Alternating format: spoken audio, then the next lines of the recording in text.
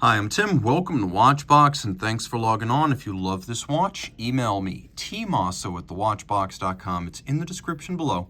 It is your purchase and pricing email question line for buying this or any watch you see on any Watchbox platform. Please reach out to me directly. Email tmosso@thewatchbox.com for pricing.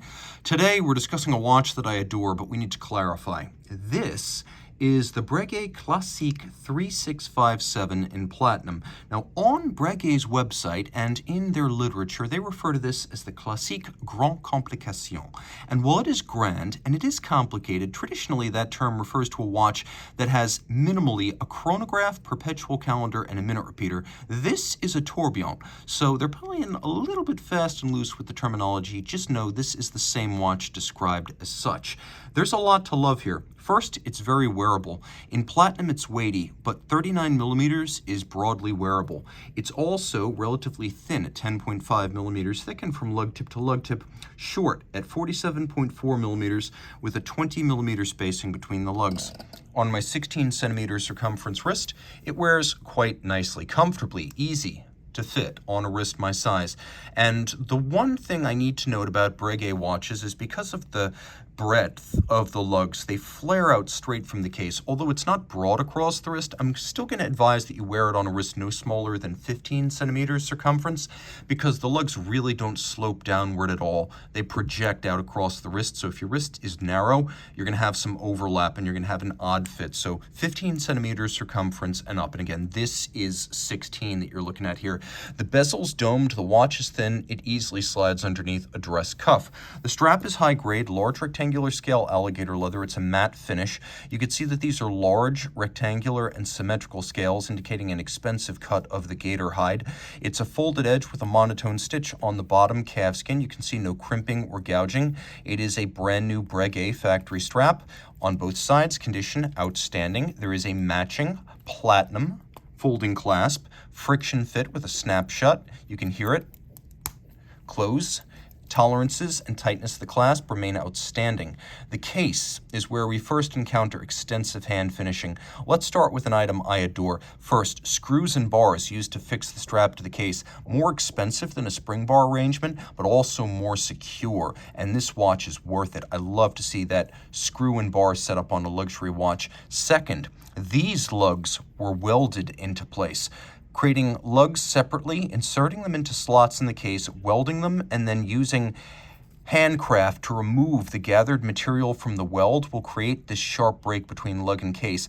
But it takes time, it takes money. It requires a slow production process, which is why today most case manufacturers and most brands simply stamp or machine their cases. This kind of welded lug is incredibly laborious, and I love to see it on a premium watch. The mid case is coined. That's achieved by cold rolling and then hand finishing the cases. And you can see the mid case is defined by the overlapping flange of the case back and the bezel.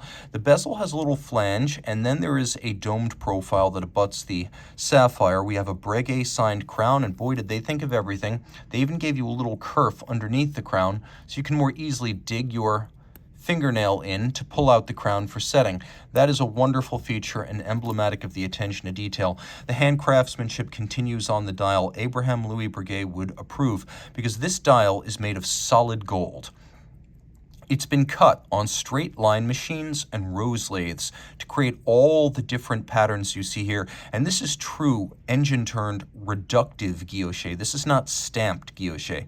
Once the gold disc has been cut to create the dial, it's then silvered chemically to create the silver-white color you see here and printed featuring the scales of the indications. You can see it says Swiss guilloche mat. What that means is it is guilloche by hand. And it does take handcraft talent to program and guide the lathes that do this. So don't think just because an engine is used, it's automated. It's a very laborious process. The hands are all steel. They're fired blue, not dyed blue. The tourbillon is the highlight. Of course, Breguet, inventor of the tourbillon, he actually created it as early as 1795, but he didn't actually patent it until June 26 of 1801, which you will see referenced on the reverse of the watch on the tourbillon surround. You could see that is the revolutionary calendar that was au courant in the early 19th century in France, but it means June 26, 1801. Now back to the tourbillon. It is a 1-minute tourbillon, which means you can effectively use it as the seconds hand, and that is the impression. It has a couple of modern standards, being free-sprung for precise adjustment and durability. It also features a traditional Breguet overcoil hairspring, so in any position, it will keep very consistent time. This is a tourbillon that is designed with chronometry in mind, not just ornamental beauty. The tourbillon bridge has been faceted, polished, and across its very top satinated. You can see the entire tourbillon cage has been black polished and beveled. All the screw heads on the tourbillon have been chamfered through their slots and around their circumference. The finishing of the tourbillon components is second to none, and you will want a loop to enjoy this watch if you own it. The tourbillon beats away at 18,000 vibrations per hour, a manual wind, 50-hour power reserve. You can see this is caliber 560.1. It has Lemania roots, but Lemania and Breguet are one manufacturer today, so you can consider this a manufacturer caliber. You can see 24 jewels adjusted to 6 positions. Chronometers are adjusted in 5. 6 is really gilding the lily. Only the best watches are adjusted in 6 positions. And you can see the movement is entirely freehand engraved. The name Tourbillon Breguet, you can see the individual numbering. You see this wonderful fleurissant or floral banknote scrolling all over the movement. This is done using a burin and hand-eye coordination. No two of these will be exactly alike. And the base of the base plate you can see is a satin finish. There's also beveling. There is mirrored anglage around the tourbillon aperture as well as around the base of the tourbillon. And you'll appreciate that all of the jewel sinks have also been internally polished and beveled. And of course, we have more black polished screw heads on the back here, plus a watch that is 30 meters water resistant, so dress watch water resistance. You don't want to take this swimming. On the dial side, you can see we have a power reserve indicator. Power reserve is 50 to 55 hours. We also have an AM/PM indicator that lets you know whether you're looking, for example, at 10 a.m. or 10 p.m. So it disengages when you're setting the watch, and then it re-engages when you replace the crown. So you can see we're looking at 10 in the morning because the scale from 1 to 24 is centered on 10 o'clock. And of course we have Breguet hands for the hours and minutes, plus the Breguet engraved secret signature on either side of the subdial for the hours and minutes. Reach out to Team Mosso at thewatchbox.com for this watch that is handcrafted outside, inside, on both sides. Team Mosso at thewatchbox.com.